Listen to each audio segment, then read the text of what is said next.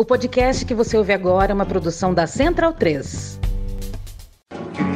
Cristo Redentor, braços abertos sobre a Guanabara.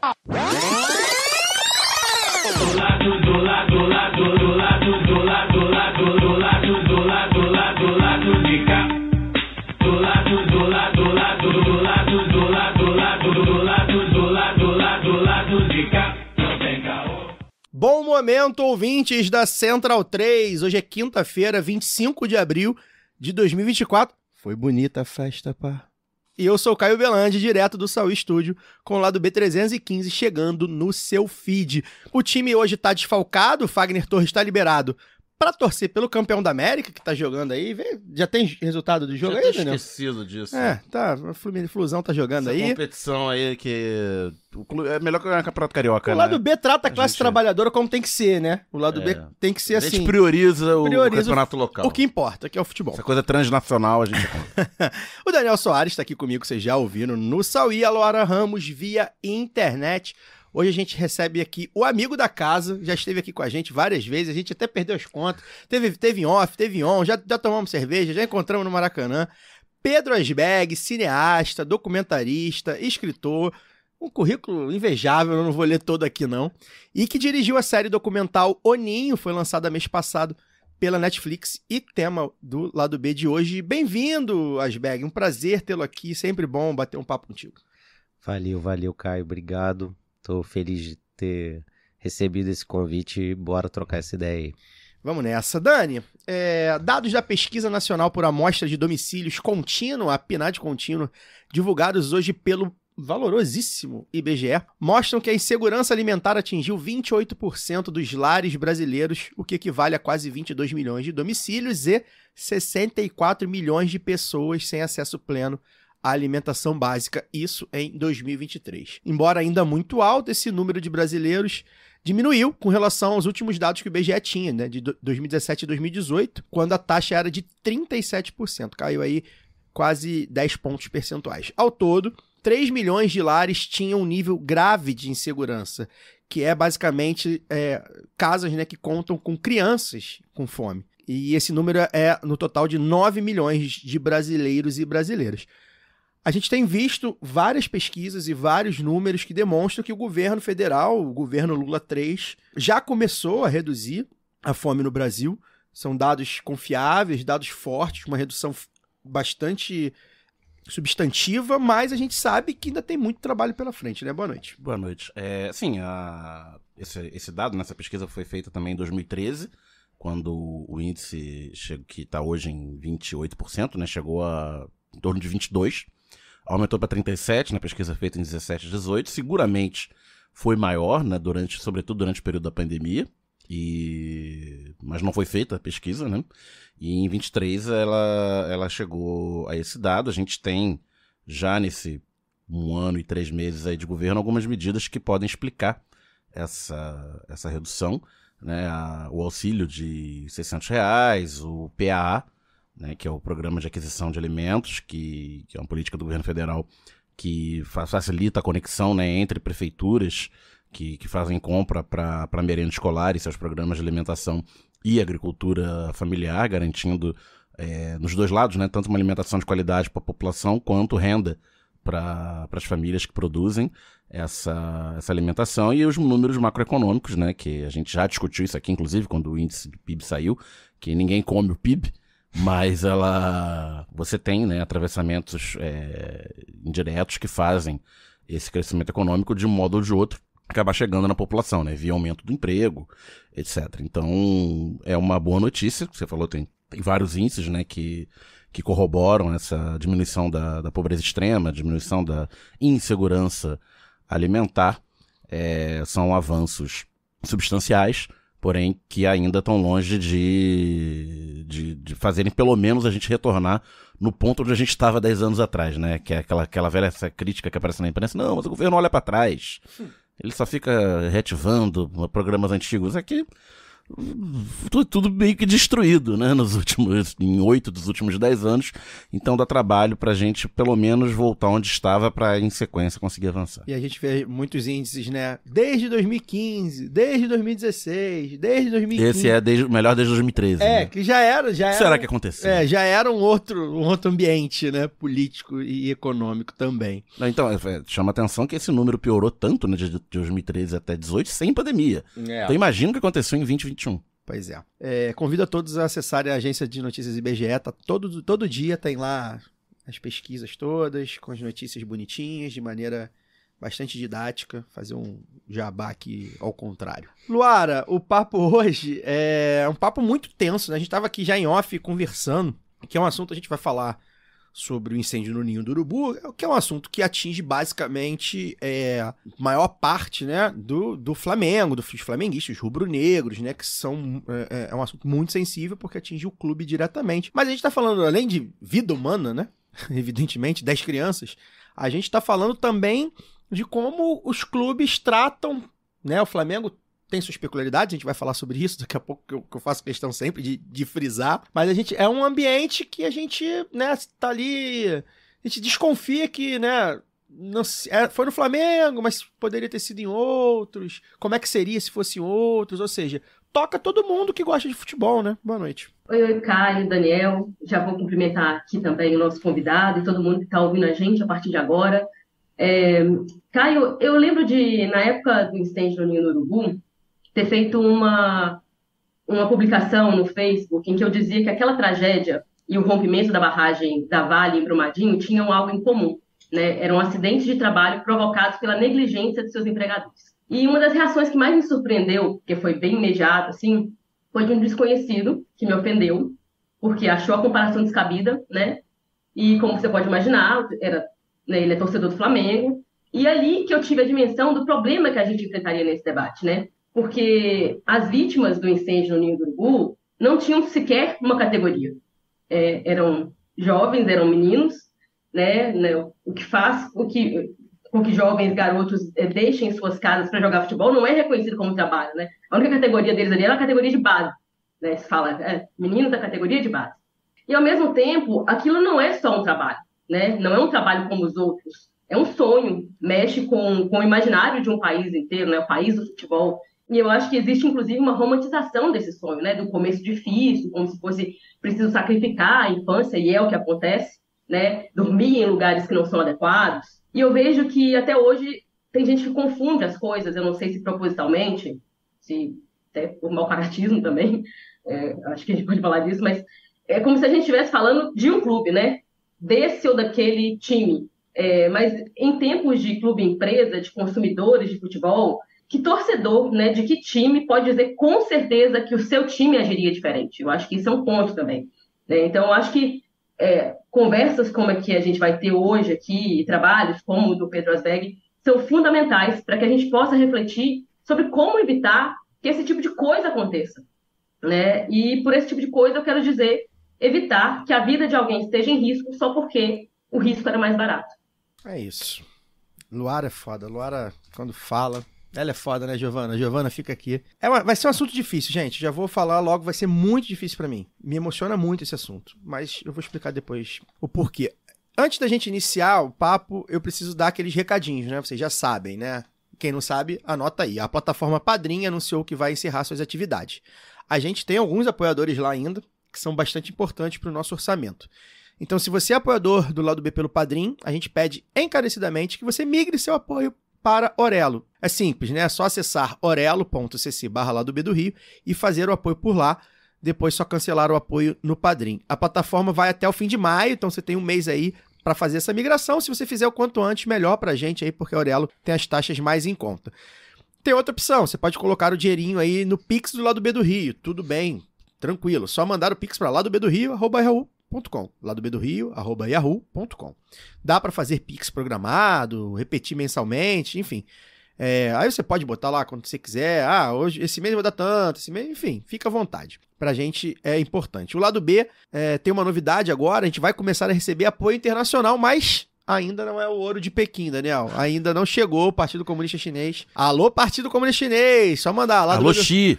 alalobedorio@yahoo.com. Os ouvintes que estão fora do país, a gente tem uma massa de ouvintes fora do país, hein? Tem gente. E que tem interesse em ajudar e estão aí em locais como Alemanha, Inglaterra, Austrália, Estados Unidos, Canadá, esses locais atrasados que não tem Pix.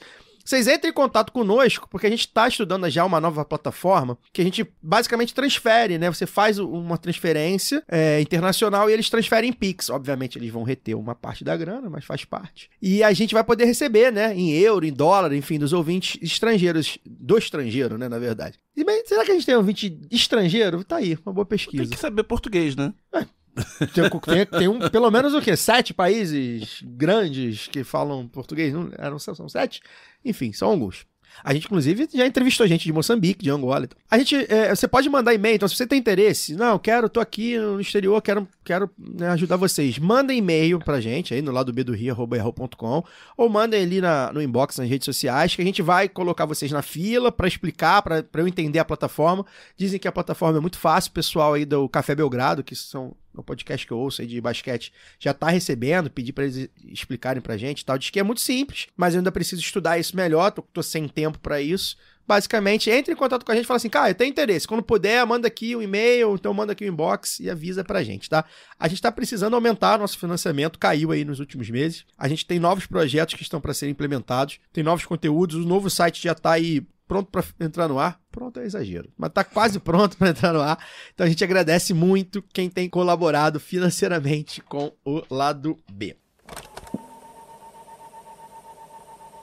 Bem, vamos ao que interessa. Tá disponível na plataforma Netflix a minissérie O Ninho, que traz as famílias que buscam justiça pelos 10 adolescentes atletas do Flamengo mortos no incêndio do CT Ninho do Urubu, na zona oeste do Rio, em fevereiro de 2019. Com a participação de grandes nomes do esporte, como Zico e Vanderlei Luxemburgo, a produção foi realizada pela A Fábrica a partir da ideia original do UOL e desenvolvida por Pedro Asbeg, Renato Fagundes e UOL. E tem direção geral do nosso convidado, nosso amigo Pedro Asbeg. A minissérie reconstitui a investigação que buscou entender as causas da tragédia e trazer justiça às vidas perdidas no incêndio. E Asbeg, a primeira pergunta é uma pergunta que acho que talvez seja a pergunta que você esteja respondendo, né? Você é um flamenguista, tá aqui com a camisa do Flamengo belíssima, um flamenguista de arquibancada, um flamenguista tanto no pessoal quanto no profissional, porque você tem, né, produção de conteúdo de Flamengo. Eu sou um fã dos seus conteúdos, então vejo muita coisa, sei que tem coisa de Flamengo também. Você vive o Flamengo, você faz parte da sua personalidade, assim como faz do Daniel e minha aqui, né? Nós três somos pessoas que, se as pessoas forem citar 3 características, vão falar flamenguistas. De alguma forma, e a gente acho que vai discutir isso mais adiante, a gente já fez essa discussão também, que a gente é um assunto que a gente sempre tratou aqui, né, Daniel? Sempre tratou aqui. Desde a primeira semana. Desde a primeira semana, porque é um assunto que tem totalmente a ver com neoliberalismo, capitalismo, tudo que a Luara falou na introdução dela, tem a ver comigo e com o Daniel, porque militamos durante muito tempo no Flamengo da gente, o grupo de torcedores do Flamengo que levantou muito a memória, ainda levanta a memória dos garotos do Ninho. A gente pode discutir se essa produção, ela mostra, na verdade, a gente não vai discutir isso, ela de fato mostra que tem responsáveis pelas mortes, como a gente sempre falou. Acidente, morreu uma criança, pode ser acidente. 2 crianças, você já desconfia. 10 crianças morrerem, não pode ser acidente. A gente sempre falou isso. E eram representantes do Flamengo, estou falando de diretores, de presidente, vice-presidente, pessoas que representavam, e algumas ainda representam o Flamengo, respondiam pelo Flamengo. Então, eu quero saber, Asbeg, como é que foi, se foi preciso isso, né? Separar o Pedro flamenguista da arquibancada do cineasta Pedro Asbeg, né, na hora de filmar, enfim, de produzir, ou se não, pelo contrário, né, o fato de você ser um flamenguista te incentivou a ir atrás até como forma do torcedor tentar honrar aquelas crianças que sonhavam em representar o time que você torce. Então, assim, teve alguma dualidade nesse sentimento, ou pelo contrário, assim, você foi em busca, talvez isso tenha te motivado mais. E se teve a dualidade, como é que você lidou com isso? Bem-vindo. Valeu, obrigado. Só 2 pontos antes. Primeiro, fiquei feliz que você, depois da Luara, passou o chapéu, porque depois da fala da Luara, ia ser meio humilhante eu entrar aqui. É tipo banda que prefere não entrar depois daquela que esquenta o público e o cara já... Ela é braba. Né? Pô. E segundo, rapidamente, sim, Não foi um acidente. E isso quem está dizendo não sou eu que passei 3 anos investigando, mas são as pessoas que têm poder e conhecimento jurídico para dizer isso. A gente entrevistou, entre outras pessoas, um promotor público que diz, tem provas, não foi um acidente. O Flamengo foi negligente. Ou seja, existem responsáveis que até hoje, 5 anos depois, eles foram indiciados e não foram julgados. E aí, pensando nisso, ou seja, separando o clube, a instituição das pessoas, foi relativamente fácil, como rubro-negro, fazer esse trabalho. Porque apesar da vergonha que alguém que ama o clube sente quando entende o mal, a dor que se causou e vai durar pro resto da vida, né? Perder um filho, foram 10 vidas, 10 famílias, 10 filhos. A gente olha e fala assim, o Flamengo como instituição precisa responder, porque houve erros ali de negligência institucional, mas houve também erros humanos. Pessoas erraram, e erraram para que aquele incêndio acontecesse, e erraram depois da tragédia na forma como trataram as famílias. Por isso que eu acho que quando a gente pensa assim, será que isso teria sido diferente em algum outro clube? Né? Eu acho que sim, porque, por um lado, eu acho que todos os clubes olham para esses meninos das categorias de base como produtos. Então, por esse aspecto, dificilmente seria diferente. O mais comum é que esses meninos vivam e sejam cuidados em condições que os filhos dos dirigentes, os netos dos dirigentes não seriam. Mas a maneira como o Flamengo escolheu e os dirigentes do Flamengo escolheram tratar as famílias depois do incêndio, aí particularmente me parece que sim, que talvez outros clubes tivessem agido de forma diferente. Acho que chega a aparecer, né, pais falando que receberam cartas de condolência de outros clubes e não receberam do Flamengo. Do Fluminense. O Fluminense escreveu uma carta linda para um casal lá de Santa Catarina, cujo filho torcia para o Flamengo, mas o pai é tricolor. Então o Fluminense escreveu uma carta super emocionante, e é isso, é uma carta. Não custou milhões de dólares. É uma carta, alguém se deu ao trabalho, gastou X minutos da vida, e aquilo ali o cara guarda, né? O casal guarda como guarda medalha, troféu, camisa, luva, chuteira do filho. Porque aquilo ali importa para eles. E o Flamengo, a diretoria do Flamengo, dos dirigentes do Flamengo, eles foram incapazes de fazer gestos assim. Lu? E eu acho até... Quero pegar esse gancho desses gestos que às vezes são de coisas simples, humanas e até protocolares, assim, porque eu assisti a série, Pedro, eu espero conseguir não dar nenhum spoiler aqui, mas esses gestos, assim, simples de até no comunicar, né, das famílias, o cuidado com aquilo ali, porque parece que no primeiro momento, em que ninguém sabia de nada e tal, também houve esse cuidado de separar a coisa do clube, da instituição ali, mas nós estamos falando de vida, nós estamos falando de família, nós estamos falando de filhos de pessoas ali. Então, foi uma coisa que desde o primeiro momento, eu já tinha ficado bem tocada assim, pela forma como foi conduzido, que a gente via, né, saindo na imprensa. Falei, gente, parece que está meio bagunçado.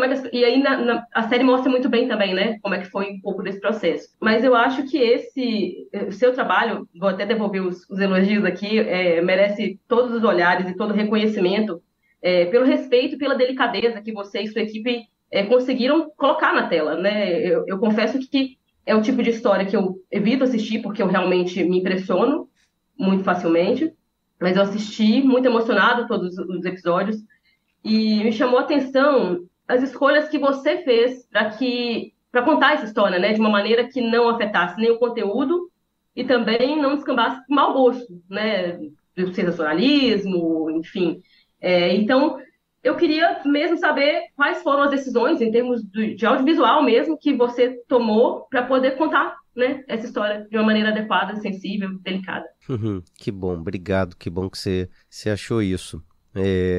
o cuidado com as famílias e com as pessoas que assistiriam de uma forma geral, mas em particular tinham relação com essa tragédia, sempre foi uma preocupação nossa, tanto no contato com elas, quanto também naquilo que a gente ia mostrar e como ia tratar isso. E desde o início, não só houve uma certeza de que a gente evitaria qualquer tipo de imagem, ou mesmo depoimento mais gráfico, mais desnecessariamente doloroso, né? A gente está tratando já de um assunto muito difícil, então óbvio que a gente vai passar por situações e imagens dolorosas, mas a gente sabia que a gente, como acabou acontecendo, chegaria a imagens que seriam desnecessárias. Sei lá, por exemplo, infelizmente eu tive acesso a documentos do IML ou do Instituto de Criminalística e tal. E aí na hora da gente filmar as reencenações, porque houve reencenações, né? Quem não assistiu talvez não saiba, mas a gente reconstruiu em tamanho real o container onde viviam os meninos e, entre outras coisas, a gente reproduziu o incêndio. E a gente sempre soube que a gente podia decidir o que mostrar e também o que não mostrar. Então a gente sempre soube que a gente ia trabalhar muito com fumaça, com luz, com som ao invés de imagem, porque às vezes a força do som já te leva para determinadas situações, emoções, imaginações. Trabalhamos muito fora de foco, né? A gente deixava as coisas ocasionalmente fora de foco de propósito. Muitas vezes a nossa foquista cracaça, eu tinha que ir lá falar com ela, cara. Desfoca. Ela assim, tipo, conseguia chegar num negócio perfeito, milimétrico, com a câmera na mão, um caos, e eu falo assim, é de propósito mesmo, pode desfocar. E o mesmo valendo para depoimentos, a gente ouviu pessoas que estavam lá naquela noite, e a gente preferiu abrir mão de muitas coisas que eram muito dolorosas. Imagina um pai, uma mãe que perdeu seu filho ali ouvindo coisas, né, além de já ter que lidar com essa dor, né? Então, essa sem dúvida foi uma das maiores preocupações que a gente teve ao longo de todo o processo. Pedro, o Caio já falou, né, essa questão da gente torcer pelo Flamengo e ter essa noção de essa coisa chamada noção de justiça que nos faz nos indignarmos com esse caso, tem toda essa dificuldade. E como é que você vê a repercussão da obra, né? Que estamos lá já há alguns meses, né? Quando foi o lançamento? 14 de março. Já tem mais de um mês, né? Como é que você vê a repercussão da obra e dentro desse ambiente tão tóxico que é a relação do torcedor de futebol, né, com seus clubes, principalmente nas redes sociais? Que você pode estar sendo acusado de passar pano pro Flamengo porque é torcedor do Flamengo, de não ser um flamenguista de verdade por torcedor do Flamengo, e toda essa maluquice que a gente vê no dia a dia nas redes sociais. Total. Sem dúvida, essa era uma grande preocupação que eu tinha. E antes do lançamento, eu li algumas coisas que afirmavam, que tinham certeza de determinadas coisas antes da pessoa assistir, de que por saberem que eu sou Flamengo, estavam garantindo... Só uma parte, eu vi, foi isso mesmo, antes de estrear eu vi pessoas falando porque a imagem da Netflix era de um estádio, estádio nada a ver, que era o Brinco de Ouro da Princesa e tal. Sim. E aí, olha lá, eles estão querendo passar pano no Flamengo, não estão nem botando a imagem de verdade, botaram a imagem do estádio do Guarani. Sim. E é todo esse tipo de loucura que a gente conhece. Claro, isso foi um vacilo da Netflix, sem dúvida nenhuma, eles sabem e rapidamente mudaram. Mas foi isso, a partir dessa imagem e também da informação de que o diretor da série torce para o Flamengo, foi uma profusão de mensagens garantindo que o trabalho não só passaria pano, né? Mas assim, quase que foi encomendado pelo clube. E a minha preocupação sempre foi oposta, né? Na minha cabeça, ao longo do processo, enquanto eu estava fazendo, era como a torcida do Flamengo vai reagir. Porque eu não quero abrir mão de ir ao estádio, eu não quero abrir mão de andar na rua com a minha camisa, de nada. E felizmente isso foi bom, assim, porque a maior parte das pessoas, pelo menos as pessoas que eu pude acessar, lendo comentários e tal, pessoas que eu não conheço. Quem viu não entendeu dessa forma. Quem viu a série falou, não, isso aqui foi feito com isenção e com respeito. Algumas semanas depois do lançamento, eu vi um camarada desses aí, youtuber, torcedor do Flamengo, que estava dizendo assim que tinha que rolar um boicote de assinaturas na Netflix e tal, babá, porque a série manchava a imagem do clube. Olha isso. Matar 10 meninos, na cabeça dele, não mancha. Reagir da forma que o clube reagiu, não mancha. Isso, mas fazer um trabalho que volta e inclusive, entre outras coisas, evita o apagamento forçado, né? Porque, entre outras coisas, o que o Flamengo faz desde aquela data é forçar o apagamento da história. Então, na cabeça desse cara, e aí foi engraçado, porque o cara que estava entrevistando ele perguntou, mas você já viu? Aí ele, não vi ainda. Então, assim, aos poucos eu fui relaxando e entendendo que, felizmente, sim, eu fiz um trabalho que pode ser muito criticado pela forma, né? Assim, você fala assim, pô, eu não faria dessa maneira. Achei arrastado, achei longo, achei curto, achei que não se aprofundou. E aí são críticas naturais a qualquer trabalho que alguém que decide fazer um filme, uma série, tá, né, ali exposto e pode receber. Mas felizmente, do ponto de vista assim, do conteúdo, né, da maneira como a gente tratou o tema, felizmente não recebi nenhum tipo de crítica pesada ou muito menos ataque.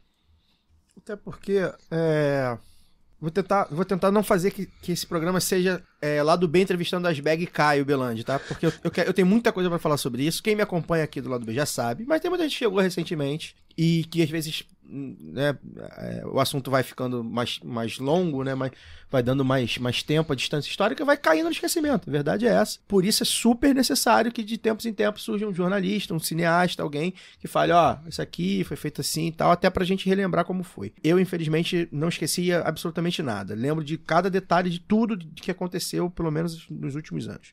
Acho que, assim, uma coisa que é importante que seja muito, muito bem clara, e aí você a gente tem uma massa de ouvintes, evidentemente, que não são flamenguistas, a galera que acompanha a gente e tal, nas redes, enfim, Luara que trouxe a massa, o Salão da Márcia, da torcida do Galo aí pra gente, enfim. Efeito galão, hein?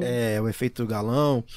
É evidente que, assim, é preciso que seja dito que ter acontecido no Flamengo, não só pela diretoria atual e pela diretoria anteriores, que a gente vai entrar nisso, mas por ter acontecido no Flamengo, o clube de maior torcida do país, a repercussão seria outra, né? Então, assim, é só ver, por exemplo, o caso da Chapecoense, né? O caso da Chapecoense, que também ficou mais do que comprovado que o clube e, na verdade, os representantes do clube, né, falharam em proteger a vida de 80 pessoas, incluído o time principal, e a Chapecoense foi abraçada de uma forma que, evidentemente, o Flamengo não seria, porque, né, tem rivalidade, o Flamengo foi o culpado e tal. E, ao mesmo tempo, a gente sabe também que quem é que quer bater de frente com o Flamengo, né? Eu super entendo que se alguém falar assim, a Globo poderia ter feito mais, eu acho que poderia. Falo tranquilamente, a imprensa deveria ter feito mais sobre esse caso. E aí, se fosse outro clube sem ser o Flamengo, teria feito? É possível, não sei, não vou deixar no ar. Mas eu acho que é importante que seja dito isso. O fato de ser o Flamengo move paixões de uma forma muito particular. Tem várias coisas que se assemelham e outras coisas que diferenciam. E aí eu acho que só para chamar as pessoas para tentarem ver o que é esse caso, quando você fala desse caso, você pode ter certeza, se você estiver falando, vi muita gente falando, não teve o escudo do clube. Aí tem questões de imagem, né? Tem questões de imagem, porque se botar o escudo, botar o nome, direito de imagem. Direito de imagem, o clube. E o Flamengo tem feito isso com todo mundo. Inclusive. Foi atrás de lojas de lanchonetezinhas. Loja de lanchonete. De iFood do interior de Minas. Exato. Fé no Mengo, dos nossos camaradas. Juan e Leno. Eles mudaram. O próprio Flamengo da gente, que tinha a frase "a democracia começa pelo Flamengo", falada pelo Márcio Braga, eles preferiram mudar para "a democracia começa pelos mulambos e mulambas", porque sabia que o Flamengo poderia encrencar. Então é nesse nível que a gente tá falando, tá, gente? A questão da imagem é muito clara, mas o simples fato de você tocar no assunto hoje, você tocou nesse assunto, você pode ter certeza que você está atingindo de alguma forma o Flamengo e as lideranças, quem representa hoje o Flamengo. E é bom também deixar claro o seguinte, né, Asbeg? É claro que os CPFs precisam responder e estão respondendo, e a gente espera que sejam responsabilizados sobre isso. Mas todo mundo que assina por um clube é eleito de uma forma. Se não é eleito, compra o clube, igual a gente tem visto aí. Adquire o clube, né, juridicamente. Ou é eleito da forma menos democrática possível, mais dentro do estatuto do clube, que as regras permitem. Essas pessoas representam o Flamengo. Elas estão ali representando o Flamengo, assim como estão representando o Atlético, o Fluminense, o Cruzeiro e tal. E por que eu tô falando isso? Que isso é uma coisa que a gente defende muito aqui. A gente sempre defendeu, a gente já trouxe o Irlan, que é sobre a falta de participação dos torcedores no clube.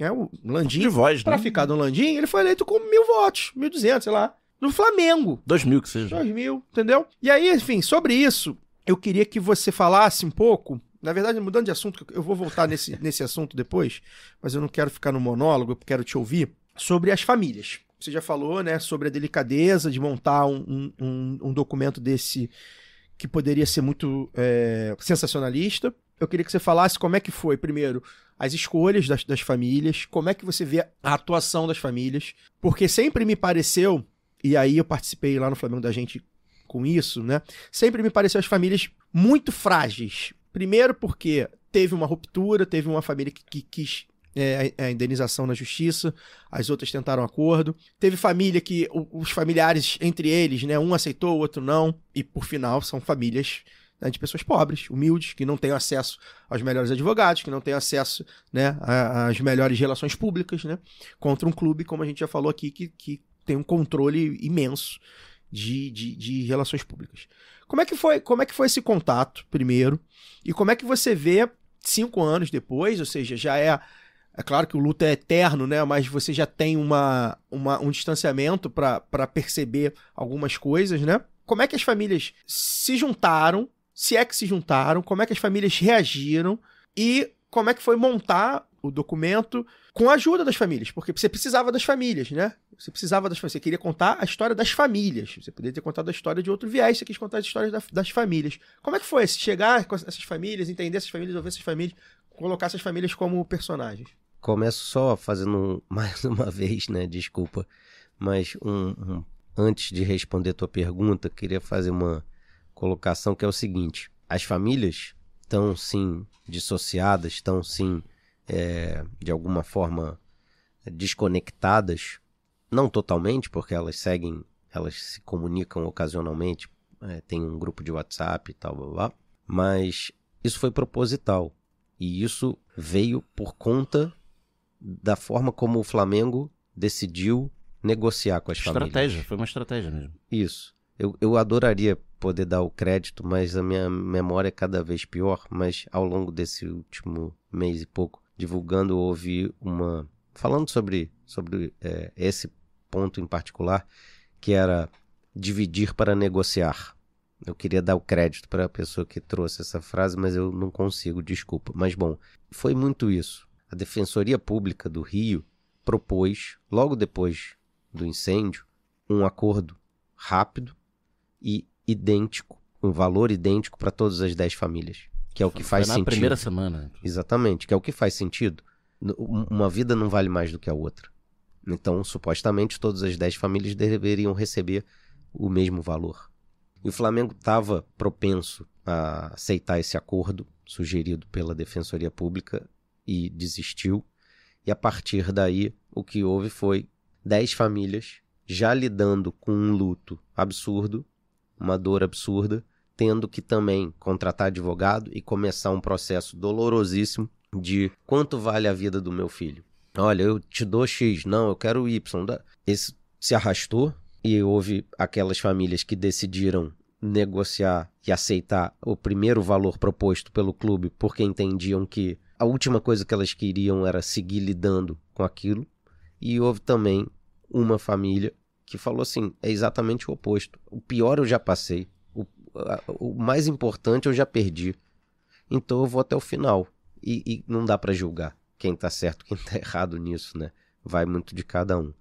Então, se essas famílias hoje são assim, infelizmente, menos conectadas do que talvez devessem ser, isso se deve também à forma como o Flamengo decidiu, infelizmente, negociar com elas, porque essa palavra que a gente fala, negociação, nem deveria ter existido. Quem devia ter feito isso era o Ministério Público, a Defensoria Pública, o clube e pronto. A assimetria é muito grande, né? Entre o Não clube de existe regatas negociação Flamengo, entre... fatura 1 bilhão e famílias, na maioria, pobres, né? Isso, exatamente, Daniel. E aí, agora sim, finalmente, desculpa a volta gigantesca, te respondendo, essas famílias, elas são o ponto mais importante dessa história, né? Porque a gente sempre lembra das 10 mortes, né? Então foram 10 jovens, como a Luara falou, né? 10 sonhos interrompidos, e que quando se interrompe um sonho de um menino, interrompe-se também o sonho da família, né? E elas, cada uma lida de uma forma, com a dor, com a perda. Claro que algumas que os meninos eram filhos únicos, a dor talvez da ausência seja ainda maior, né? Aquelas que felizmente tinham irmão, tinham outros filhos, né? Um irmão, uma irmã do menino que morreu, pelo menos... Um amparo, né? Tinha um amparo. E aí foi isso. O Carlos Mota, do Flamengo da Gente...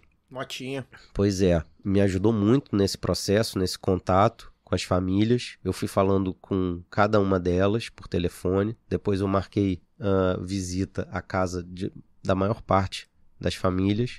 Fui até o interior de Santa Catarina, interior de São Paulo. Fui à Volta Redonda e tal. Conversando com cada uma delas sem câmera, sem nada. Para que elas me conhecessem, para que pudessem ver que eu estava levando aquilo a sério, para a gente estabelecer um mínimo de conexão, de confiança, de intimidade, para que quando um ano depois, como acabou acontecendo, eu voltasse para filmar com câmera, com luz, com microfone e tal, elas estivessem já mais preparadas e me conhecessem um pouco, né? E aí esse foi o nosso processo, e que em algum momento teve que decidir por 3 famílias das 10. Sim. Houve uma que preferiu que eu não fizesse contato, eu fiz contato com 9, e dessas 9 a gente escolheu 3. Peço licença para dar uma pausa no programa e apresentar os nossos parceiros. O sorteio para apoiadores e apoiadoras do lado B é um oferecimento da Camisa Crítica. Ouvinte tem 10% de desconto no cupom Lado B no site www.camisacritica.com. Tem lojinha física da Camisa Crítica no Sol e Sombra, bar que fica no bairro Bela Vista, em São Paulo. Já aqui no Rio, tem no armazém do MST, na Lapa, e na livraria Leonardo da Vinci, no centro. Camisa Crítica criada para uma esquerda que não tem medo de dizer seu nome. Quer aprender ou treinar o seu inglês, espanhol ou francês de maneira leve, dinâmica, com afeto e senso crítico? Conheça o WeCreate, o curso de idiomas parceiro do Lado B. Acesse www.wecreateidiomas.com. Aproveite e siga nossos parceiros nas redes sociais. Obrigado pela atenção e voltamos ao programa.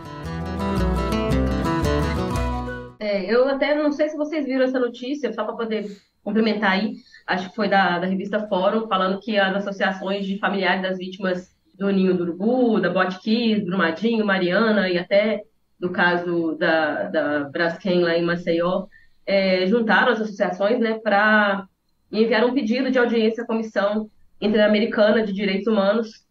Eu acho que talvez assim seja um novo momento também, né, de perceber, e eu acho que o trabalho de vocês traz muito isso também, assim, de perceber o quanto é importante, não só para poder reivindicar direitos, né, e reivindicar a memória dessas vítimas, mas também para unir essa dor. Acho que é uma forma também de lidar com o luto, quando você, né, tá ali junto com outras pessoas que passaram por dores semelhantes.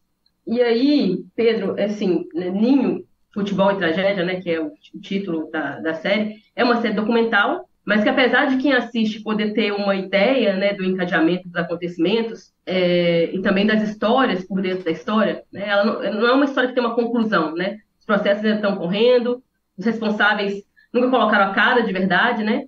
Daí tem até implicações jurídicas nesse processo de roteiro, montagem, acho que você pode falar disso também, se quiser e puder. Mas eu queria saber de você, assim, qual que é o desafio de contar uma história que não tem fim, não tem final ainda, né? Pois é, esse gênero que se popularizou nos últimos anos, né, do true crime, ele tem algumas regrinhas, algumas coisas que me fizeram, durante todo o processo de trabalho, acreditar que não era o caso do Ninho, que ele não se encaixava nessa categoria. E entre as razões está o fato de que esse caso não foi concluído ainda. E isso, de alguma maneira, voltando lá àquele primeiro ponto, né, Caio, que você levantou sobre a dificuldade de fazer um trabalho que lida com a maior tragédia do Flamengo e, ao mesmo tempo, eu ser torcedor do Flamengo, sei lá, me dava mais ânimo, me dava mais gana de falar, porque eu pensava, talvez eu tenha chance de impactar. Jogar luz, né? De alguma forma. Porque se o caso tivesse já de alguma forma fechado, o que eu poderia no máximo fazer é dizer houve uma grande injustiça ou não. Isso não invalidaria o trabalho. Mas é claro que o fato dele estar em aberto me permite também dizer assim, alguma coisa ainda pode ser feita. Tem provas, tá aí, sabe? A gente... Uma forma de pressionar, né? De mostrar, de dar luz, né? Você tem... O que não falta são coisas que a gente acredita, e até muitas coisas que eu vi e que eu não posso provar. Eu adoraria poder mostrar tudo, Sim. mas os departamentos jurídicos Sim. da Netflix, do UOL, não deixariam. Mas ainda assim, a gente tem uma série de provas que mostram a negligência do Flamengo.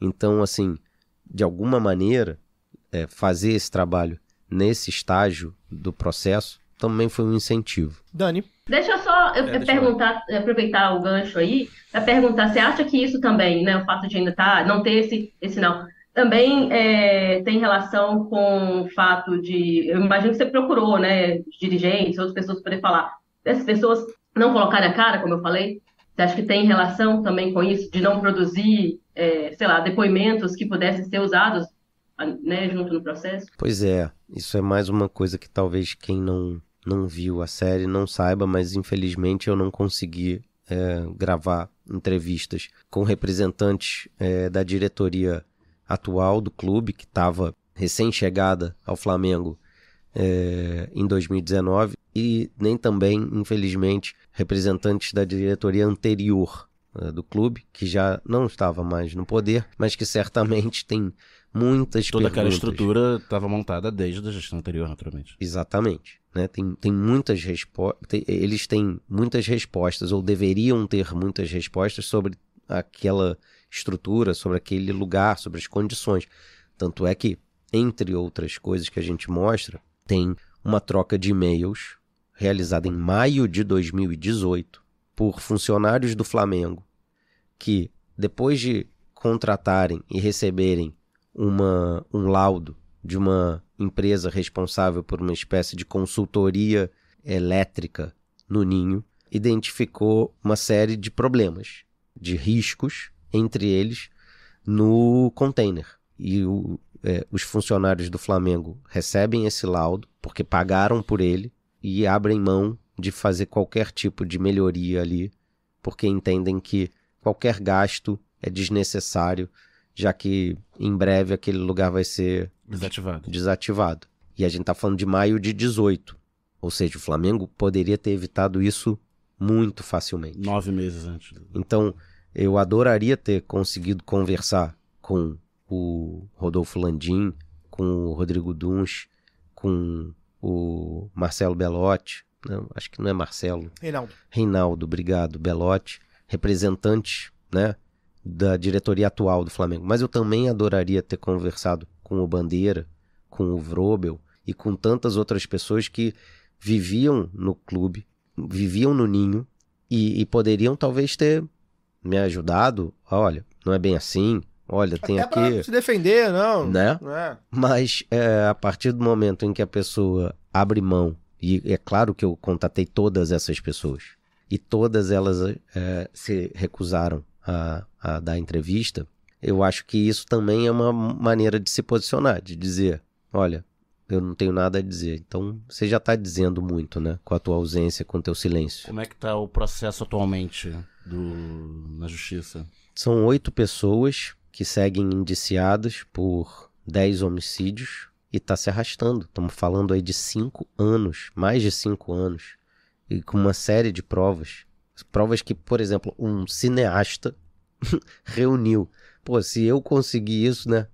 Como é que uma estrutura muito maior de justiça não consegue e não fala assim, olha só, você deram mole aqui, você vai ter que pagar por isso, você fizeram isso, vocês eram responsáveis por isso aqui, essa troca de e-mails mostra isso, essa negligência aqui mostra aquilo. A gente está falando da estrutura do container, como é que aquele container foi colocado ali, como que o Flamengo em nenhum momento formalizou a existência daquele container como alojamento, né? Porque o Flamengo dizia que naquele lugar tinha um estacionamento. Não tinha, não vou falar nem de autorização, não tinha sequer sido comunicado às autoridades competentes que ali existia aquele alojamento naquelas condições, né? Exatamente. Então, assim, são muitos problemas e relativamente fáceis de você encontrar alguém que é responsável por isso. E, infelizmente, o que tem, pelo menos entre os dirigentes do clube, antigos e atuais, é uma troca ridícula, vergonhosa, de acusações do tipo, eu tinha acabado de chegar e eu não tinha mais nada a ver com isso porque eu já não era mais... Agora eu vou... Momento painelista Caio Belandi entrevista o integrante do Flamengo da gente, Caio Belandi. Eu vou falar aqui algumas coisas, gente, porque eu acho que é importante colocar o que eu vi, o que eu vivi, porque, como eu falei no começo, esse é um dos casos da minha vida, né? Costumo dizer que a gente tem alguns casos que a gente leva pra vida de militância, né, Luara? Assim, tem algumas coisas que a gente quer o mundo melhor, beleza, mas tem algumas coisas que você bota a mão na massa de uma forma, né? E eu botei a mão na massa aqui, né? E aí, enfim, ainda faço parte do Flamengo da gente, hoje fora de diretorias e tal, fui da executiva, fui da coordenação de comunicação do Flamengo da gente, então vi muita coisa de perto. Dá pra dizer tranquilamente que o Flamengo da gente foi disparadamente a maior organização em movimento a levantar a memória dos meninos dos garotos do Ninho, disparadamente, nenhum outro movimento fez. Teve até o Flamengo antifascista, que eu tô vendo aqui a camisa do nosso amigo. Chegou junto, pra ser bem sincero, mas é também um grupo menor e tal. Torcidas organizadas do Flamengo, algumas, na época, no dia fizeram lá uma festa bonita e tal. Cantam lá os 10 minutos, né, cada jogo, né? Elas são 12, acho que não, mais. No setor norte, onde ficam as organizadas, canta. Nos outros setores, ninguém canta, ninguém nem sabe. Me dá uma raiva, me dá um ódio, mas ao mesmo tempo eu não quero sentir raiva e ódio daquelas pessoas. Embora sejam pessoas, dependendo do setor, que mereçam. Na leste as pessoas não cantam, mas a gente ouve a norte. Da sul a gente sequer ouve. Algumas pessoas que frequentam, alguma boa parte das pessoas que frequentam o Flamengo, o Maracanã atual, da torcida do Flamengo, mereçam que eu despreze, mas eu ao mesmo tempo sei que aquilo ali é porque o clube invisibilizou a causa. O clube faz questão de não lembrem. Inaugurou um novo museu bonitão. Esqueçam. Que não tem um espaço. Exato. E aí eu vou elencar uma série de coisas, Dani. E aí, por favor, Asbeg, Luara, Dani, complementem aqui, porque não é exatamente uma pergunta, que é um desabafo também, para vocês entenderem a dimensão disso. Que aí tem alguns cenários que nem todo mundo que acompanha a política de Flamengo, por exemplo, sabe. A gente tá falando de Eduardo Bandeira de Mello e de Rodolfo Landim, os dois presidentes do Flamengo citados, que eram da mesma gestão em 2013, a gestão que é saudada por todo mundo, em alguns pontos até com alguma razão, de ter saneado economicamente o Flamengo. Eles eram da mesma gestão, eles eram do mesmo grupo. Aquilo rompe porque por disputa de poder. Bandeira se reelege, e aí a turma do Landim fala, pô, não era a minha vez? O presidente se une com outros grupos políticos antigos e depois da reeleição do Bandeira em 2019, entra o Landim, que já foi reeleito novamente, e agora são rivais políticos, mas que são do mesmo grupo de 2013. Então isso é importante dizer porque... E aí, política de clube é uma doideira, uma loucura. No Flamengo, não queiram saber. Não queiram saber. Se você é flamenguista e não sabe da política do Flamengo, fica sem saber. Mas eles são... hoje eles são concorrentes. O Eduardo Bandeira posa aí, né? Porque o Bandeira não é um fascista full, né? É um homem, um deputado federal, pelo Partido Socialismo Brasileiro, do socialismo criativo, do vice-presidente da República. De fato, é um homem que esteve sempre à esquerda do Bolsonaro, ao contrário do Landim, que é um bolsonarista... e toda a sua gestão, que são bolsonaristas, né, de 4 costados. Então isso faz parecer, e aí o Caio Belandi tá falando, não é o Asbeg não, mas se o Asbeg quiser falar, pode falar. faz parecer que, nossa, Eduardo Bandeira e tal, mas mostra bem quem é o Eduardo Bandeira também, né? Vai posar aí provavelmente já na próxima eleição do Flamengo de, eu sou diferente. Não sei até que ponto é. Então tem esse cenário. A gente tá falando de um grupo político que se forjou junto. Eram empresários, o Eduardo Bandeira do BNDES, o Landim era empresário de ramo de petróleo, que os caras se uniram. Vamos tirar esses amadores daqui, vamos colocar uma política empresarial no Flamengo? Vamos. De certa forma, eles sanearam o clube e tal. A gente sabe também que isso foi feito também com muito contato, né? Muita gente entrou, procuradores da Justiça, gente da Receita Federal entrou no clube. Então isso facilitou o contato, o Flamengo se saneou, beleza, esse é o Flamengo fodão aí que a gente vê ganhando 1 bilhão. Dito isso, eu queria trazer aqui, elencar aqui algumas coisas, porque, como eu falei, isso, Asberg, e você sabe, porque você estava lá no Flamengo da gente com a gente, né? Você participou, você viu de perto. Isso é um caso que, além de me entristecer muito quando a gente fala das mortes, né? Me revolta muito, me revolta demais. Por quê? Se antes o Bandeira negligenciou com base em planilha, é bom que se diga isso, né? Flamengo, fodão, poderosão, ganhava 1 bilhão. Na época não era 1 bilhão, mas era 800 milhões, provavelmente 700. Negligenciou aquilo com base em custo. Troco de bala. Troco né? de bala. Em 2018 já era troco de bala. Não, 1 milhão não. Vamos gastar 1 milhão não. Mantém isso aí por 200 mil. Exemplo, tô dando aqui um número que não sei se é. Muito menos. Pois é. Né? Então essas crianças morreram porque tinha uma cabeça de planilha comandando várias outras cabeças de planilha ali. E o Eduardo Bandeira de Mello, pra mim, eu considero, ele deveria responder, ele e a gestão dele deveriam responder primordialmente a esse caso. Porque o Landim chegou 3 meses depois. E é difícil. 40 dias. 40 dias. Tomou posse no início de janeiro e foi logo dia 8 de janeiro. Isso. De fevereiro. É porque ganhou a eleição em dezembro. Então, seria difícil, né? De se dar par de tudo, né? O Flamengo é um país, pô. É uma cidade pequena, né? Uma cidade grande. Tem que se dar par de tudo. O que é CT, o que é GAF, o que tá e tal.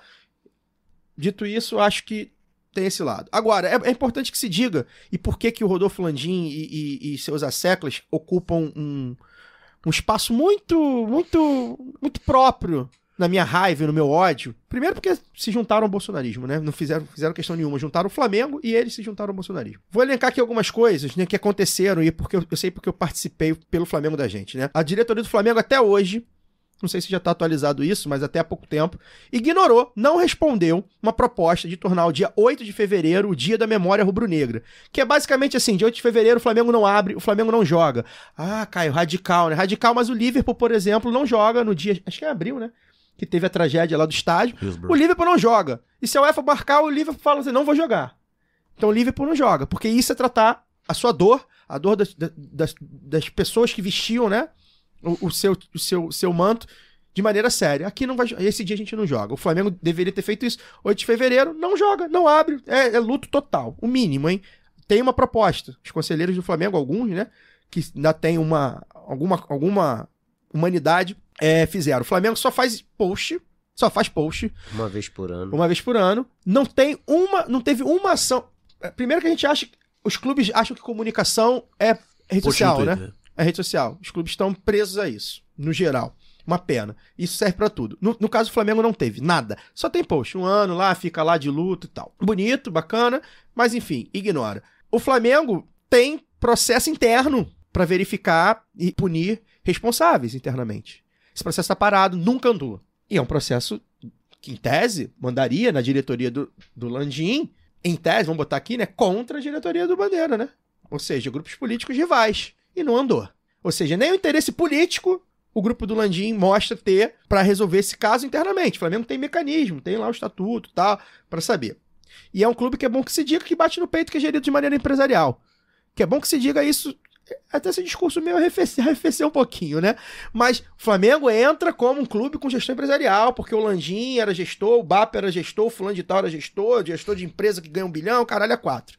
Então, nem da maneira empresarial, vamos apurar aqui internamente, deixar a justiça fora disso e tal, a imagem do Flamengo, a marca do Flamengo, nem isso eles pensam, nem desse lado eles pensam. Como já é elencado aqui, o Flamengo barganhou as indenizações. O Flamengo foi até onde podia, essa gestão, a gestão Landim, até onde podia para falar, isso eu não vou dar, isso eu não vou dar, isso eu não vou dar, isso eu não vou dar. E com a única... Desculpa te interromper, não, é pra isso mesmo. Com a única família que foi até o fim e processou o clube, há 2 meses finalmente saiu uma decisão e o Flamengo imediatamente recorreu, assim como fez com o Benedito Ferreira, segurança do clube que salvou 3 jovens. E foi demitido. Foi demitido, briga na justiça porque sofre sequelas psicológicas daquele trauma, e o Flamengo, depois de receber o laudo confirmando as sequelas, recorreu. Enfim. E aí, até do ponto da marca, né? Repito, não tem gestão de marketing, não tem gestão de crise, não tem compliance. Porque as empresas grandes, né? As grandes empresas e tal, tem isso tudo, não tem. Ou seja, falácia, né? Mais uma demonstração da falácia que é a gestão empresarial do Flamengo, nossa gestão, né? Nem pra isso eles pensaram, porque tá bom, vida a gente não gosta mesmo, a gente é fascista, morreu 10, bota 10 no lugar. Mas, pô, a marca, né? É o nome. Eu costumo usar como exemplo dessa forma como o Flamengo tratou as famílias, sem sequer se preocupar com a imagem do clube, um pouco comparando a Dória e Bolsonaro durante a pandemia. Porque se o Bolsonaro tivesse tido a postura do Dória, provavelmente ele tinha sido reeleito. E ele não precisava acreditar naquilo. E bastava que ele fingisse. E a gente, naquele momento, certamente ia falar assim, não, pô, olha aí. No fundo, ele tem alguma humanidade no coração, ele tá olhando para uma coisa maior. Finalmente, ele decidiu ser presidente de todos os brasileiros e fingiu pra gente, mas tá lá, tá fazendo alguma coisa, né? Mas nem isso ele foi capaz de fazer. Da mesma maneira como os dirigentes do Flamengo foram incapazes de fingir se importar. Os caras dobram a aposta, né? Vai, Lu. Não, é isso, eu ia falar exatamente disso, assim, de como, no primeiro, a gente sempre fala disso aqui, né, como no primeiro momento, assim, o liberalzão lá já dá as mãos pro fascismo, e aí esse discurso de, não, uma empresa, então gestão, não, tem que preocupar primeiro com valores, senão, vai quebrar o clube, se a gente se colocar dinheiro aqui, não vai ter como investir, tem muito essa lógica também, a gente ouve isso no discurso, né, quando vai falar de política pública, mas ouve isso também dentro do futebol, cada vez mais, e torcedores, eu vejo isso pelo Galo, que a galera comprou a ideia lá dos mecenas que viraram donos, multiplicaram a dívida do clube, não, mas eles são atleticanos, então vão cuidar, estão cuidando do próprio patrimônio, e aí me chamou duas coisas que eu acho que me doeram bastante, acho que talvez até 3, né, o Adeg já falou da questão, né, dos funcionários, são trabalhadores do clube, aí nós estamos falando tanto de sobreviventes como, né, do caso, né, do segurança e tal, que foram tratados como descartáveis, como outras empresas. Eu falei assim, não é um trabalho qualquer trabalhar no clube de futebol, mas foi tratado como qualquer outro trabalhador. Então, nós estamos falando também de um acidente de trabalho, isso precisa ser colocado ali, nós estamos falando de trabalhadores. Mas a outra, assim, de uma estupidez completa em termos de gestão de crise, de comunicação, e falando como trabalhadora da comunicação, porque, imagina, se você cria um memorial, né, esse novo museu e tal, é mais uma forma de identificação com a torcida. É uma forma de você manter a sua história, porque faz parte da história, é uma parte dolorosa da sua história, mas que você pode contar de uma forma com respeito, sabe? Com sensibilidade. E os caras escolheram a pior forma. Então, eu acho assim, eu espero mesmo que, e aí eu tô falando agora como atleticana, mas sem clubismo, eu espero mesmo que o Flamengo algum dia consiga honrar a memória desses garotos, mas eu acho que eles já erraram. Já tem uma coisa ali que não pode ser reparada, que foi naquele primeiro momento em que, sabe o que eu senti, Asbeg, assistindo os 3 episódios assim, da série, uma profunda solidão. Eu me via naquelas famílias, eu não sou mãe, mas eu me identificava com aquelas mulheres de uma forma, e eu me sentia completamente solitária. Caramba, se fosse meu filho, sabe, se fosse meu irmão, e nós estamos falando também, eu acho que é preciso colocar isso também, fazer um recorte racial. A maior parte dos meninos eram meninos negros e foram tratados como vidas descartáveis, como ativos do clube. Eu detesto como algumas pessoas continuam usando termos das empresas para poder falar de gente, sabe? Colaboradores, não, é gente. Mercado de transferências. Ativo. Ativo. Essa solidão foi uma coisa assim que eu não consegui, eu não durei 10 minutos, sabe? No primeiro episódio, sem chorar, e foi ali até o final. porque é realmente doloroso a solidão que se sente nesse momento. O que você faz? Sabe? Como é que, inclusive, a gente pensar, porque se você pensa em acidente aéreo, né, por exemplo, sempre acaba servindo de alguma forma para você melhorar os processos, para você evitar novos acidentes. Sim. Então, é mais tecnologia, o que pode acontecer, porque, de fato, assim, vamos pensar com o melhor dos corações aqui, das boas intenções.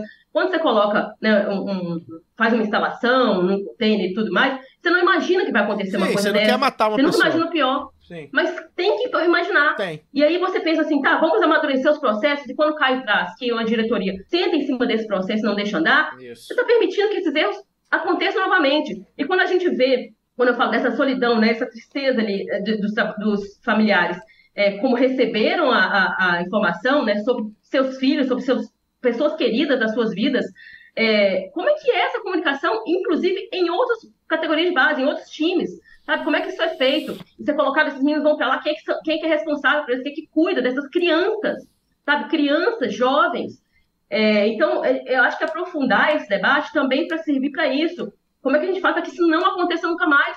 Essa dor a gente não quer para mais ninguém. A gente se compadece, a gente é solidário aos flamenguistas nesse momento, porque nós estamos falando de uma coisa que pulsa muito mais no coração de um país inteiro, que é o país do futebol, como eu já mencionei aqui. Isso eu acho que é muito simbólico que tenha acontecido com o clube mais popular do país. Muito simbólico. Que vive a forma como está sendo tratado. O clube mais popular do país que vive um processo de elitização e um processo de introjeção, né?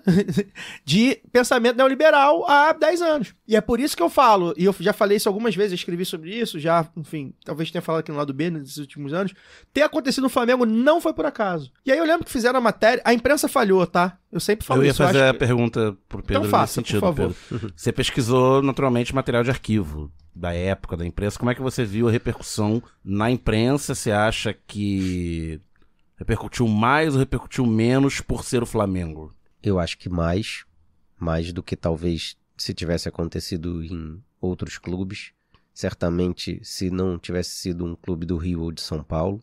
Mas principalmente eu acho que a imprensa ajudou esse processo de apagamento da história que o clube tentou e infelizmente segue tentando fazer. A imprensa foi também desistindo de contar essa história, de lembrar desses meninos, de ir atrás, porque às vezes muitas investigações são mexidas, afetadas de alguma maneira por descobertas da imprensa.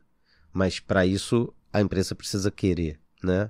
E infelizmente o assunto foi ficando cada vez menos interessante, vendia cada vez menos jornal, vamos dizer assim. Então ficou nesse limbo se na editoria de esporte não é um assunto que vende na editoria de esporte, mas aí a editoria Cidades, Rio, sei lá, que cuida da parte de crime, né, não quer atravessar com futebol e ficou nesse limbo. Total, e ainda tem um outro ponto em particular que é, sei lá, um melindre com o clube. Isso. Porque a Globo tem relação institucional com o Flamengo na hora de negociar direito de transmissão de jogos. A Band também, a Record também.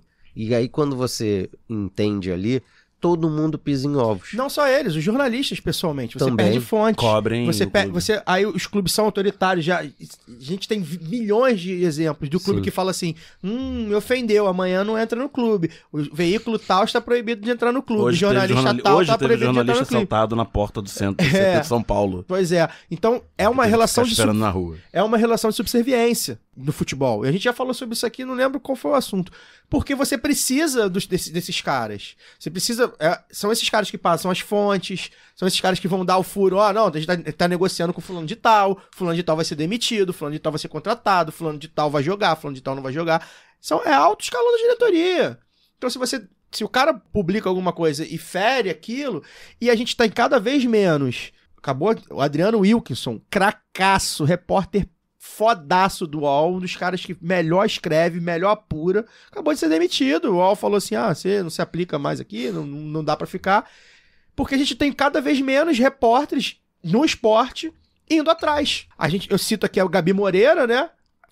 Que sempre, a gente sempre No Flamengo a gente sempre conseguiu pautar ela. Que não foi autorizado Não foi autorizado, tá na Globo a dar agora. depoimento E ela foi pra muito série. Eu tentei falar com ela. disparada, a repórter que mais cobriu. Disparada, assim, com larga margem, porque primeiro que é uma craque. Segundo que ela falou, não, isso aqui alguém precisa falar. Ela tinha o blog dela, ela sempre falava. Sim. Né? E sem medo de peitar o clube. Ela fez matérias, bastante matérias. Fez matéria. Fez matérias nas ações de um ano. O jornalista, quando era jornalista, Mauro César, né? Que agora se aposentou do jornalismo, mas ele naquele ano de 2019. Não, ele foi muito importante num período, porque ele era o cara que falava muito sobre, ele ia a fundo, ele citava os exemplos da Europa, de como a Europa tratava.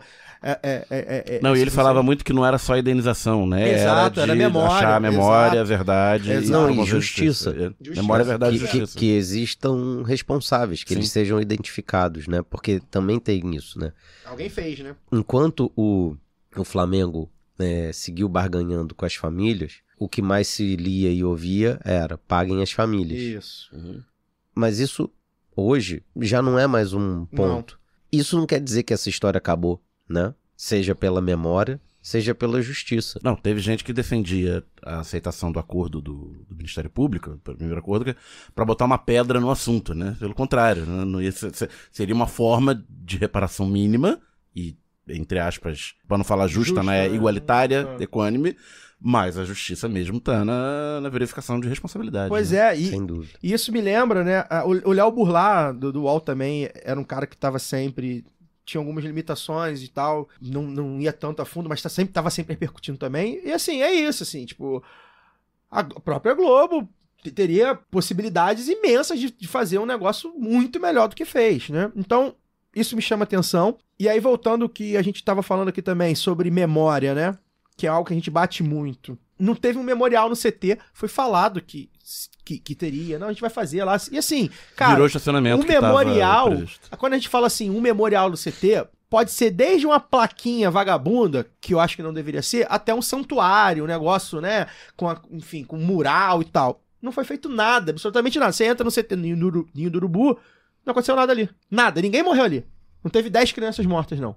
Não teve uma sala na Gávea, né? Museu, né? O Yasbeg pode falar sobre isso, né, Yasbeg? Você trabalhou no museu, o museu não tinha e passou a ter. Como é que foi a história do museu? Não, o oposto. Logo depois do incêndio, o Flamengo colocou dentro do museu que existia na Gávea 10 camisas com o nome dos meninos. E, inclusive, por uma tristíssima ironia do destino, foi para lá que o Benedito foi alocado. Então ele olhava para essas camisas todos os dias. Todos os dias.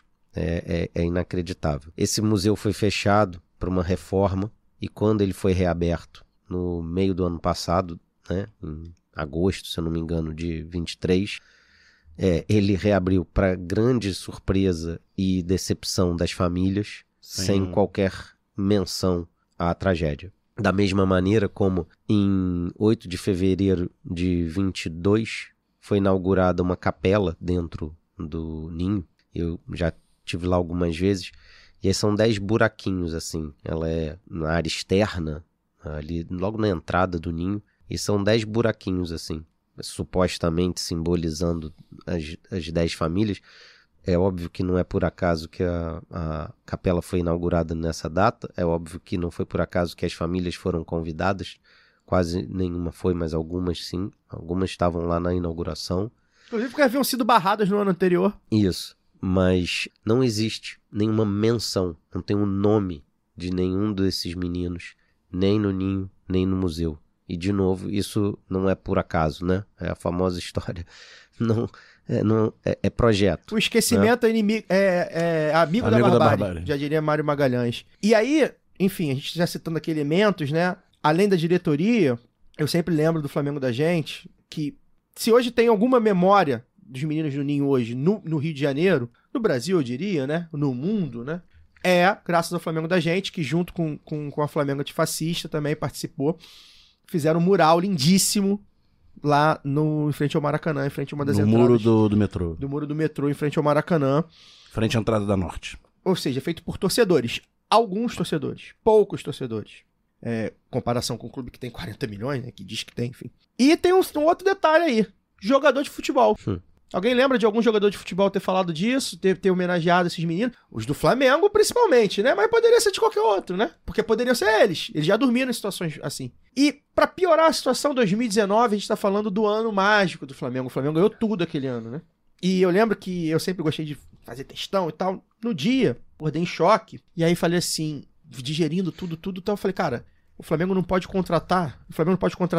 Não pode comprar um papel, uma folha de papel ofício, enquanto não pagar essas famílias. Vai demorar 6 meses, então 6 meses sem contratar nada. Ninguém, zero jogador, não vai pagar nada.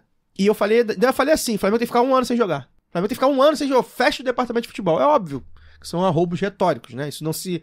Na prática, isso provavelmente não aconteceria em lugar nenhum, e nem se eu fosse o dirigente do Flamengo. Mas essa é a dimensão do que aconteceu. Eu acho que as pessoas precisam ter isso na mente, porque a gente, às vezes esquece, né? Essa é a dimensão do que aconteceu. A gente tá falando de 10 crianças que estariam jogando agora, né? Já estariam chegando ao profissional. Tá, pela idade estariam 20 anos. Ou não, mas estariam vivas, né? Ou não, mas estariam vivas, estariam fazendo outras coisas, né? Alguns até dos sobreviventes estão jogando no Flamengo, outros um parou. Enfim, são histórias, né? Que a gente sabe que nem todo mundo chega, né, no profissional, mas que estariam vivas, teriam algum respaldo. Seriam pessoas de 20 anos. Que respaldo os né? clubes dão? Que respaldo os clubes dão para esses jovens se eles não vingarem? Isso é uma outra pergunta que a gente faz. Alguns clubes têm uma boa base sobre isso. O Vasco é um deles, que tem o colégio lá e tal, que tenta montar, dar algum futuro para as crianças que não forem jogador. Mas isso me parece exceção. Os clubes não ligam muito para isso. Então, assim, os jogadores de futebol, quando o Flamengo ganha... Eu falei, pô, o Flamengo ganhou, emocionado, e fiquei esperando. Falei, pô, não é possível que nenhum jogador de futebol vai levantar uma camisa, uma faixa. Se teve, Jogamos não lembro. juntos. Se teve, não lembro, ninguém mostrou. Assim. Se eu não me engano, teve um post do Diego Ribas. Que é, não por acaso, um cara muito vocal na época e tal. Capitão do time e tal, um cara, uma liderança. E que peitavam, né? Porque é isso. E por que os jogadores também... Além de toda a alienação dos jogadores, que a gente sabe e tal, que é lamentável, os jogadores também, tipo assim, cara, eu vou falar uma coisa que o clube não quer que eu fale? Então tem esse viés também, né? E aí, por exemplo, essa coisa da música, pô, eu fico assim imaginando, pô, minuto 10 era pra aparecer lá no telão do Maracanã. Minuto 10. Todo mundo vai cantar. Ah, vai ser gol do rival, vai ser gol... Irmão, vai cantar essa música, é essa aqui, ó. Porque as pessoas não conhecem, música linda. Não tem nem nada. Ninguém fala nada. As torcidas não levantam uma bandeira pra dizer minuto 10. Não distribuem um papel. O Flamengo da gente até fez aí, mas o Flamengo da gente é muito pequenininho. Ó, gente, porque torcida do Flamengo, gente, vem gente do Brasil inteiro. As pessoas nem 10% das pessoas frequentam sempre. E até quem frequenta sempre não sabe, porque não tá ali do lado da torcida organizada e tal. E eu fico, pô, seria legal um movimento. Gente, ó, minuto 10, a galera canta, todo mundo. Se você não sabe cantar, tá aqui, ó. É cantar a música do Tim Maia. No ritmo da música do Tim Maia. Pô, uma música bonita, legal. Minuto 10, sabe? E você vê na Europa, cara, isso é muito comum. Porque o cara infartou. Tem jogador que morreu infartado e é homenageado no minuto da camisa dele. Todo mundo não fala nada, então canta. E assim... Eu não gosto de ser vira-lata, né? Mas assim, é incrível como se lida com a... E aí já falou sobre isso, né? Como se lida com a morte em alguns casos. Assim, a gente aqui é Brasil, irmão. Não é torcida do Flamengo, não. Isso é Brasil. É Brasil. Os torcedores... Isso me incomoda muito, Asberg. Não sei o que você acha, que você quiser falar sobre isso. Me incomoda muito, porque assim, teve um movimento na época e tal, e não se fala mais. E a torcida canta, os organizados cantam, mas não fazem um movimento de tipo assim, gente, é pra cantar. É pra cantar, no minuto 10 aconteça o que acontecer. Pênalti pro Flamengo... Não vai, no final da Libertadores, não vai cantar, é cantar essa música aqui. E isso me falta muito. Os jogadores não se manifestam, a torcida, cara, é uma dificuldade de entender. A gente, quando ia panfletar no Flamengo da gente, a gente ficava com medo. Porque o Flamengo da gente, né, à esquerda, todo mundo sabia e tal, e a gente falava, pô, e aí? Como é que a gente vai ser recebido? Mas o Garotos do Ninho, não. A gente conseguia ainda mobilizar ali alguma coisa, mas é muito pequenininho. As grandes torcidas organizadas não faziam, o clube não faz, ninguém mais faz, não tem nenhum movimento e tal. Então, assim... É um negócio que me dói muito, assim, de verdade, falar sobre isso, e aí até brinquei com as Asberg aqui. Eu ainda não vi a série, e eu não sei quando eu vou conseguir ver. Eu não sei. E, assim, eu sei que eu deveria ver, mas eu acho que tem muita gente na minha frente que deveria ver antes de mim, porque eu participei de muitos desses processos, de muito perto, e eu sei, eu perdi noite, porque eu tive que responder uma senhora que falou uma merda sobre isso, e eu falava, caralho, o que a gente tá fazendo? Um domingo à noite, eu e a Flávia, minha companheira, discutindo como é que a gente vai se posicionar, porque uma idiota pretensamente de esquerda, falou dos garotos do Ninho. E a gente falava, pronto, a gente precisa se posicionar, o Flamengo não vai. Aí o Flamengo até se posicionou, né? Porque quando alguém cutuca, o Flamengo se posiciona. Então, assim, pra mim é um negócio muito, muito, muito, muito sensível. Me dói muito, muito, muito. Porque essas crianças foram enterradas quase todas, né? Não sei se todas com a bandeira do Flamengo. O clube que matou elas. Verdade. A maior parte torcia pro Flamengo mesmo. É muito triste. Cara, tem um amigo meu que morou um tempo na Argentina e ele disse que uma vez estava conversando com um camarada que disse pra ele assim que o maior problema da Argentina é que ela olha demais pra trás e esquece de olhar pra frente, fica muito presa ao passado. E ele disse que o maior problema do Brasil é que a gente olha muito pra frente e nunca olha pra trás. E o Daniel tava levantando essa bola das redes sociais e tal, dos comentários absurdos, e entre tantos que eu li antes do lançamento era: pra que fazer isso? Pra revirar.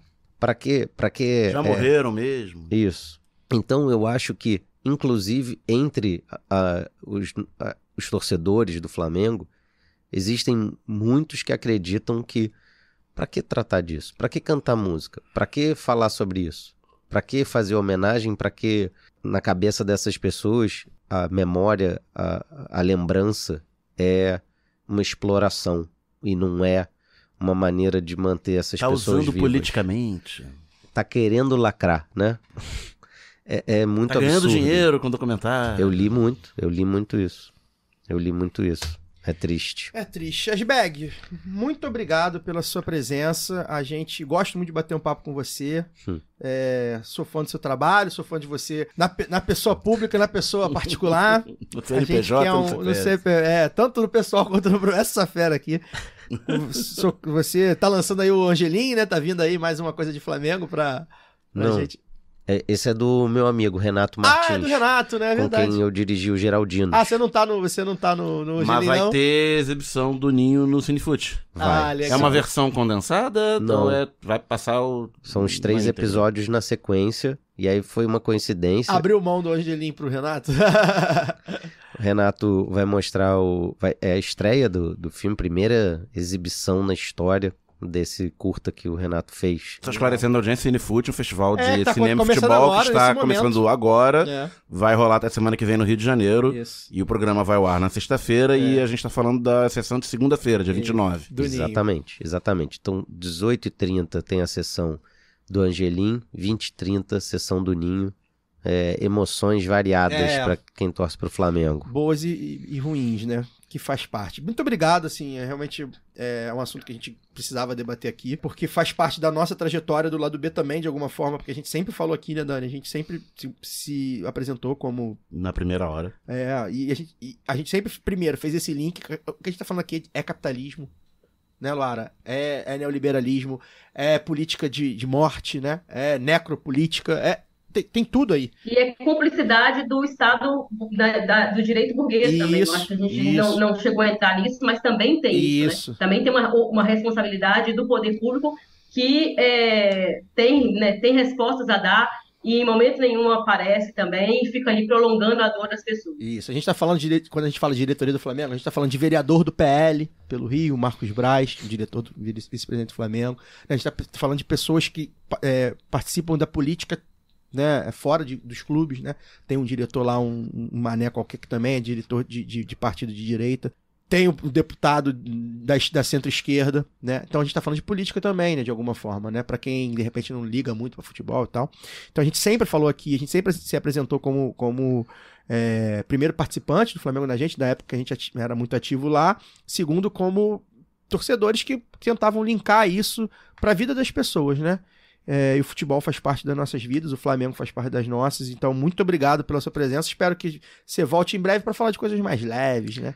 Porra, eu também espero. Os projetos aí, espero que vocês tenham projetos muito bons. Veja os filmes do Asbeg, que tem muita coisa, Democracia em Preto e Branco. Sobre a democracia corintiana, Geraldinos sobre o fim chorei, enfim. Muito obrigado, Asbeg. Pô, eu que agradeço, de verdade, fiquei muito feliz de ter vindo, feliz de ter sido convidado, tava tentando fazer as contas aqui, eu acho que a primeira vez que eu participei foi antes do 100º episódio, então hoje quando você fala, porra, estamos no 315, fiquei muito 315, feliz. Central, Recreio, Via Linha Amarela, pra manter a tradição que a gente não falou no início.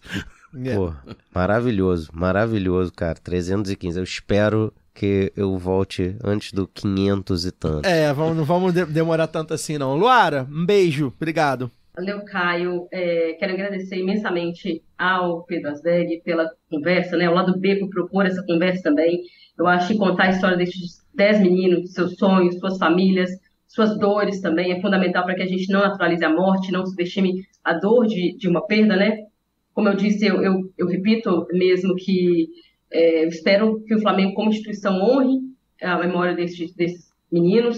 E eu quero saudar aqui a coragem de muitos flamenguistas, né, citando aí o Flamengo da gente, né, Caio, Daniel, Pedro também, por contar essa história, porque eu sei que é difícil, assim, eu já vivi isso dentro da minha torcida também, porque as pessoas acham, né, que a gente está... aquele papo do anti-americano que o nosso fala sempre, né? Usa de uma falsa simetria para dizer que então você não é atleticana de verdade, porque você está criticando a gestão do Galo, enfim, eu imagino que vocês sofram muito com isso também, porque acaba machucando até, a gente se pega questionando até a própria identidade, né? Porque ser torcedor faz parte da nossa identidade. Então, dizer isso, e já que nós estamos falando de memória, eu quero prestar a minha homenagem aqui ao companheiro Edilson Lenk, que foi jornalista da CUT Espírito Santo, foi meu colega também de pós-graduação e nos deixou essa semana, um companheiro extremamente generoso, companheiro da luta sindical, do Centro de Vitória, né, das lutas sociais ali dos moradores do centro, da Unidos da Piedade, um grande cara, porque eu acho que muitas vezes a gente pensa nesses companheiros, ou pensa nas figuras, né, como aqueles que destacam, que estão nas páginas da história, mas a história é feita muitas vezes, a maior parte das vezes, vamos falar, né, sério, por essas pessoas que nem sempre a gente lembra os nomes, ou então só fica ali entre as pessoas queridas, né? E eu acho que é importante lembrar, então, Edilson Lenk presente hoje e sempre. Antes de encerrar, os apoiadores e apoiadoras que ganharam o sorteio da camisa crítica e que ainda não responderam ao nosso contato, tá? Os nomes aqui: Tadeu Magalhães, Paulo Eduardo Neves, Camila Barreto, Simone de Paula Neves, Gustavo Gonçalves Gomes. Então, por favor, olhem o e-mail de cadastro aí da Aurélia ou do Padrim, ou entre em contato conosco pelas redes, para que vocês possam escolher os brindes da camisa crítica. E vocês têm até o fim do mês para responder, senão eu vou passar essas brusinhas aqui para Giovana, que já tá seca, o Asbeg também já quer. Então aí, ó, um monte de gente querendo. Teve um camarada que ganhou e falou assim, eu não quero. Eu falei, pô, dá pra alguém, sei lá, né? Aí ele, não, vou dar pra minha companheira. Eu falei, aí, tá vendo? Se você não quiser, tenho muita camisa crítica já, né? Não tenho muita camisa, não vou usar. Uma bolsa, tem pôster, você pode escolher com tudo isso. Ou tá recusando brinde? Ou então dá pra alguém, um presente pra alguém. Pô, não é possível, gente. Pô, respondam aí, galera, por favor. Senão a Giovana e o Asbeg vão levar tudo. Daniel, boa noite. Valeu, muito bom, Asbeg, como sempre. E, como o Caio disse, reitero os votos que a gente possa se encontrar de novo no programa para falar de assuntos mais para cima, né?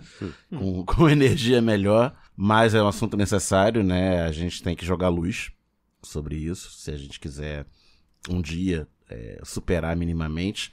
E até a próxima. Valeu. O Asbeg esteve aqui com a gente no lado B do Rio 82, 19 de outubro de 2018. Era o filme sobre a Colômbia, né? Era o América Armada. Exatamente. Você vê. Bem, antes de me despedir, eu quero dedicar esse programa, né, ao pessoal do Flamengo da gente, que esteve comigo e com a minha companheira, a quem eu dedico o programa também, a Flávia, nesses anos todos, né, tentando lutar por memória e justiça e reparação. Dizer que o meu Flamengo não é o Flamengo de Rodolfo Landim, o meu Flamengo é o Flamengo de Átila Paixão, Arthur Vinícius, Bernardo Pizeta, Christian Smério, Gedson Santos, Jorge Eduardo Santos, Pablo Henrique da Silva Matos, Riquelmo de Souza Viana, Samuel Thomas Rosa e Vitor Isaías. Meu Flamengo é o Flamengo dos Garotos do Ninho. A gente fica por aqui. Semana que vem a gente volta. Vai ter roleta da pistolagem. A gente espera vocês. Forte amplexo. Até lá.